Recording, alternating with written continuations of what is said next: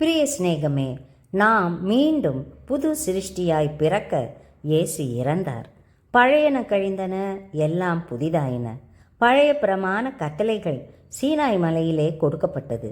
புதிய உடன்படிக்கை கல்வாரி மலையிலே இயேசுவின் இரத்தத்தாலே செதுக்கப்பட்டது.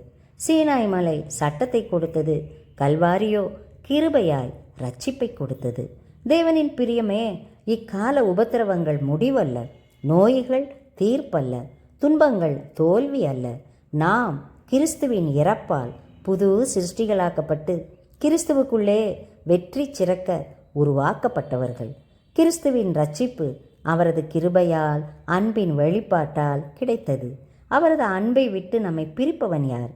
உபத்திரவமோ, துன்பமோ, பசியோ, நிர்வாணமோ, நாசமோசமோ, பட்டயமோ, இவை எல்லாவற்றிலேயும் நம்மில் அன்பு கூறுகிறவராலே நாம் முற்றிலும் ஜெயங்கொள்கிறவர்களாய் இருக்கிறோம். நாம் பாவ படுகுழியிலே விழுந்தால் தனது இரத்தம் ஒழுகும் கரத்தாலே நம்மை தூக்கி எடுக்கிறார். துன்பமாகிய அக்கினிச்சூளை நம்மை சேதப்படுத்தாமல் காக்கிறார். கவலை கண்ணீராகிய ஆறுகள் புரளாமல் தடுக்கிறார். கண்ணீரை கணக்கில் வைக்கிறார். சோதனையாகிய புயல் காற்றில் நாம் அலையாத வண்ணம் அவற்றை அதட்டி நிறுத்துகிறார். நம்மையோ பலப்படுத்துகிறார். நம்மை கரம்பற்றி வழி நடத்துகிறார். நமது துக்கங்கள் சந்தோஷமாய் மாற அவர் இறந்தார். நாம் சந்தோஷமாய் இருக்கிறோமா? வாழ்வாய் வழியாய் பாவை இருளில் இருந்து விடுதலை தரும் ஒளியாய் எப்போது நம் கூடவே இருக்கிறார். நமக்காய் தன் ஒரே பேரான குமாரனையே தந்தவர் அவரோடு கூட மற்ற எல்லாவற்றையும் தராமல் இருப்பாரோ?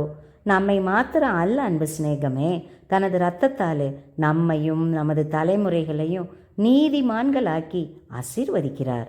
நமக்காய் ஜீவன் தந்தவருக்கு நற்கந்த தூபமாய் நமது சொல், செயல், சிந்தனை இருக்குமாறு நம்மை தகுதிப்படுத்துவோம். நாம் பெற்ற இரட்சிப்பை நம்மை சூழ இருப்பவர்களும் சுகிர்க்க நமது அன்பான நற்கிரியைகளால் அவர்களோடு தேவனின் நாமத்தை மகிமைப்படுத்துவோம். நாம் ஜெபிக்கலாமா? அன்பு தேவனே, பல அரசுகள் வரலாம், சட்டத்திட்டங்கள் மாறலாம். ஒவ்வொரு அரசும் குறிப்பிட்ட கால வரைக்கு உட்பட்டது. எங்கள் ராஜாதி ராஜாவாகிய உமது அரசுக்கு முடிவே இல்லையப்பா. நேற்றும் இன்றும் என்றும் மாறாத அன்பே உருவான முடிவே இல்லாத அரசு, நித்தியத்திற்கும் எங்களோடு உடன்படிக்கை செய்து கொண்ட அரசு. நீர் எங்களை விட்டு விலக மாட்டேன் என்று வாக்குத்தத்தம் செய்துள்ளீர். நாங்களும் எங்கள் சந்ததிகளும் உம்மையும் உமது உயிர் தியாகத்தையும் மறவாமல் உம்மை விட்டு விலகாமல் வாழும் வரத்தை தாங்கப்பா. இயேசுவின் நாமத்திலே கேட்கிறோம் எங்கள் பரமபிதாவே. ஆமேன்.